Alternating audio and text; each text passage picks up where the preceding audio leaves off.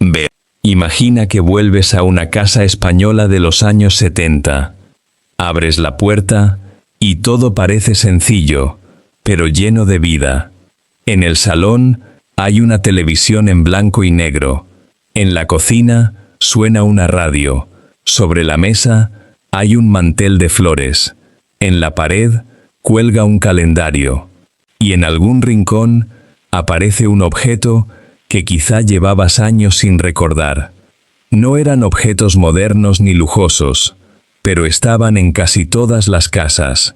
Formaban parte de las comidas familiares, de las visitas, de los domingos por la tarde y de los inviernos alrededor de la mesa. Hoy vamos a recordar 10 objetos que había en muchas casas españolas de los años 70. Objetos que, más que cosas antiguas, son pequeñas puertas a una época que todavía vive en la memoria. Recuperamos el ritual de la barbería de toda la vida. Número 1. La televisión en blanco y negro.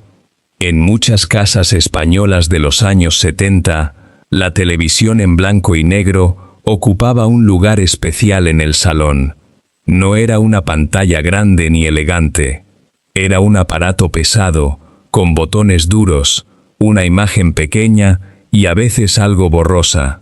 Cuando se encendía, tardaba unos segundos en aparecer la imagen, y ese pequeño momento de espera también formaba parte del recuerdo. La televisión no estaba encendida todo el día como ahora. Se veía en momentos concretos. Las noticias, una película, un concurso, algún programa familiar. Y cuando llegaba la hora, la casa parecía detenerse un poco. La familia se sentaba alrededor, unos en el sofá, otros en sillas, alguien más cerca de la pantalla. No había cientos de canales, ni mandos a distancia modernos. Muchas veces, si había que cambiar algo, alguien tenía que levantarse. Pero aquella televisión tenía algo que hoy cuesta encontrar. Reunía a todos en la misma habitación. Para muchas familias, fue una ventana al mundo. A través de esa pequeña pantalla en blanco y negro, entraban noticias, canciones, partidos, historias y rostros que todos comentaban al día siguiente. Hoy, puede parecer un objeto sencillo, pero para quienes lo vivieron, aquella televisión no era solo un aparato. Era el centro de muchas tardes, muchas noches y muchos recuerdos de familia. Brécalos. Número 2. El teléfono de rueda. Antes de que cada persona llevara un teléfono en el bolsillo, en muchas casas españolas había un solo teléfono para toda la familia. Y muchas veces era un teléfono de rueda. Solía estar en el salón, en la entrada o en algún rincón del pasillo. Era pesado, serio, casi como un pequeño mueble más de la casa. Para llamar, había que meter el dedo en cada número y girar la rueda hasta el final. Después, la rueda volvía lentamente a su sitio con aquel sonido tan reconocible. No se marcaba con prisa. Cada número tenía su tiempo. Y quizá por eso, una llamada parecía más importante. Cuando sonaba el teléfono, toda la casa se enteraba. Alguien decía, «Cógelo», o «¿Quién será?». No había tanta intimidad como ahora. Si la llamada era larga, alguien podía pasar cerca y escuchar alguna frase sin querer. A veces, era una noticia familiar. A veces, una cita. A veces, alguien que llamaba desde lejos. Y otras veces, simplemente, una voz conocida que alegraba la tarde.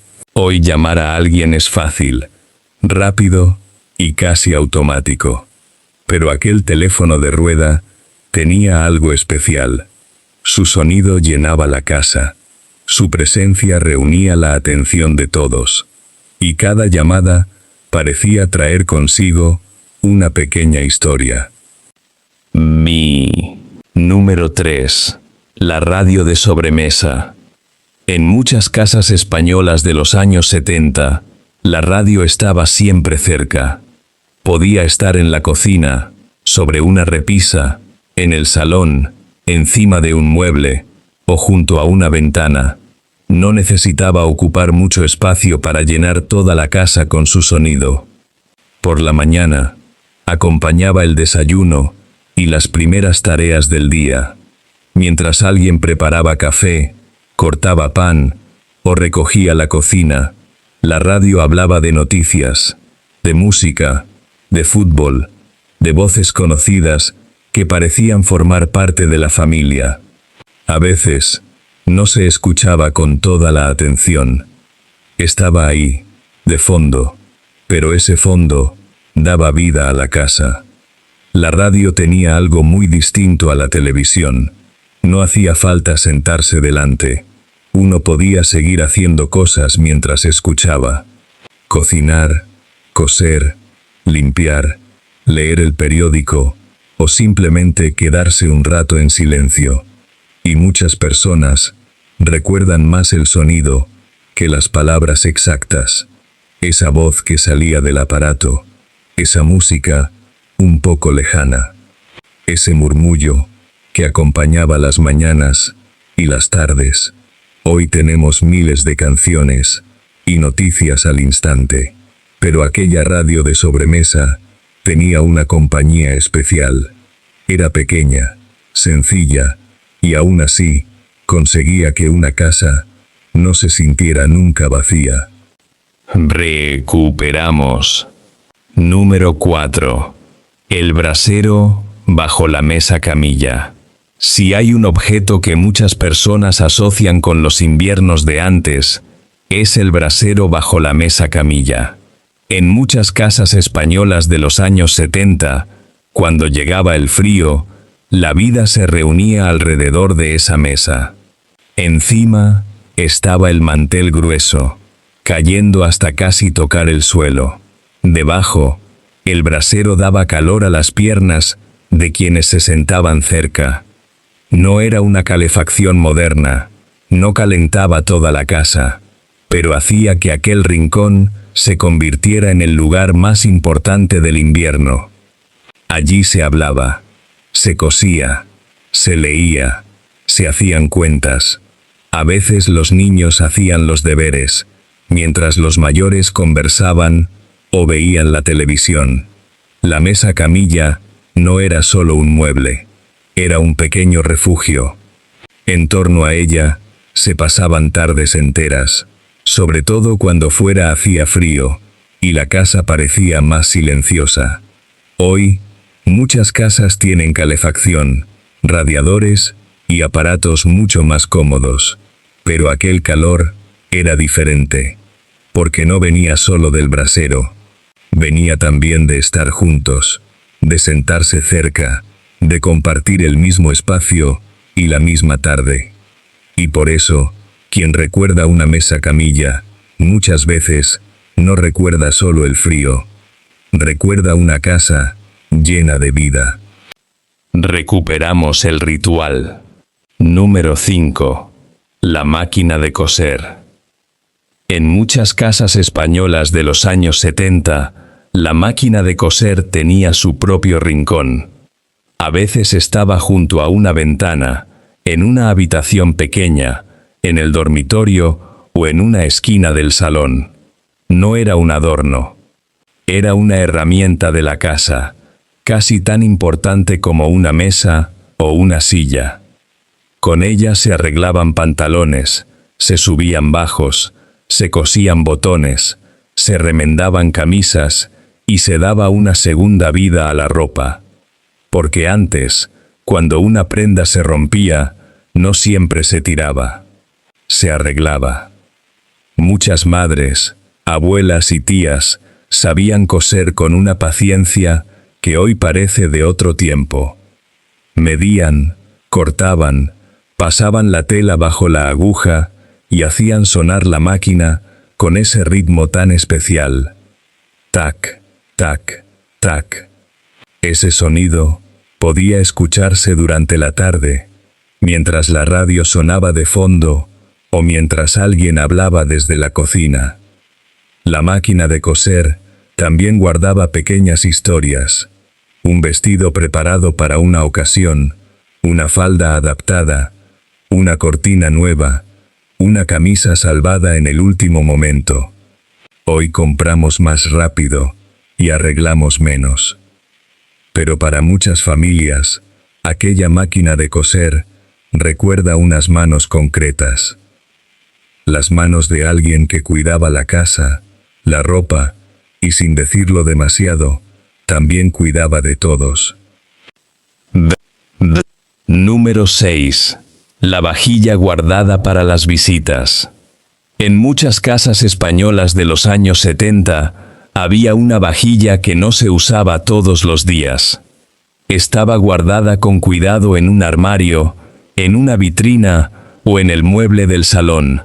A veces, se veía detrás de un cristal, perfectamente colocada, como si estuviera esperando una ocasión especial. No era para el desayuno de cualquier mañana, ni para una cena rápida. Esa vajilla salía cuando venían visitas, cuando había una comida importante, una celebración familiar, un domingo señalado, o una fecha que merecía poner la mesa de otra manera. Los platos, las tazas, las copas y las fuentes parecían tener otro valor. Muchas veces, los niños escuchaban la misma advertencia: «Cuidado, que eso es para las visitas». Y esa frase ya lo decía todo. Tener una vajilla guardada no era solo cuestión de apariencia. Era una forma de recibir bien a los demás, de preparar la casa, de demostrar cariño, respeto y cuidado. Cuando esa vajilla salía del armario, la casa cambiaba un poco. La mesa se vestía mejor, la comida parecía más importante. Y alrededor de esos platos se juntaban voces, conversaciones, risas y recuerdos. Hoy muchas cosas se usan sin tanta ceremonia, pero aquella vajilla guardada para las visitas todavía nos recuerda una época en la que recibir a alguien en casa era casi un pequeño acontecimiento. Recuperamos. Número 7. El calendario de pared. En muchas casas españolas de los años 70, había un calendario colgado en la pared. Podía estar en la cocina, junto a la puerta, cerca del teléfono o en algún rincón del salón. A veces, tenía una imagen de un paisaje, de un santo, de una tienda del barrio, de una caja de ahorros o de algún comercio conocido. No era solo decoración. El calendario marcaba el ritmo de la casa. Allí se miraban los días de fiesta, las citas importantes, los cumpleaños, las visitas al médico, los pagos pendientes o la fecha en la que llegaba alguien de viaje. En algunas casas se arrancaba una hoja cada día, en otras se rodeaban fechas con bolígrafo. Y muchas veces alguien preguntaba desde la cocina: ¿a qué día estamos hoy? Ese calendario sencillo era como una pequeña memoria familiar. No tenía alarmas, ni notificaciones, ni pantallas, pero estaba siempre ahí, visible para todos. Hoy miramos la fecha en el móvil sin pensarlo demasiado. Pero antes, levantar la vista hacia el calendario era un gesto cotidiano. Y quizá por eso, cuando vemos uno de aquellos calendarios antiguos, no recordamos solo los días.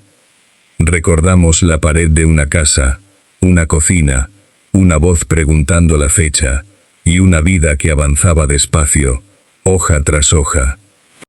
Recuperamos el ritual de la barbería de toda la vida. Número 8. Las cortinas y manteles de flores. En muchas casas españolas de los años 70, las cortinas y los manteles de flores daban personalidad a cada habitación. No eran detalles pequeños. Se notaban nada más entrar. En la cocina podía haber un mantel de hule con dibujos florales. En el salón, unas cortinas gruesas con tonos marrones, naranjas, verdes o amarillos. En la mesa camilla, una tela que caía hasta el suelo y hacía que todo pareciera más recogido, más familiar. Hoy, muchas casas buscan colores lisos, paredes claras y muebles sencillos. Pero aquellas casas tenían otro carácter. Tenían estampados, tenían texturas, tenían colores que quizá ahora nos parecen fuertes, pero que entonces formaban parte del hogar. Las flores estaban en la mesa, en las cortinas, en los cojines, a veces incluso en las paredes.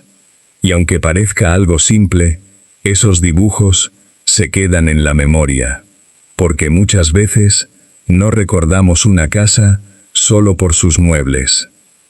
La recordamos por la luz entrando a través de una cortina, por el mantel donde se servía la comida, por esa tela que veíamos cada domingo, cada merienda, cada visita.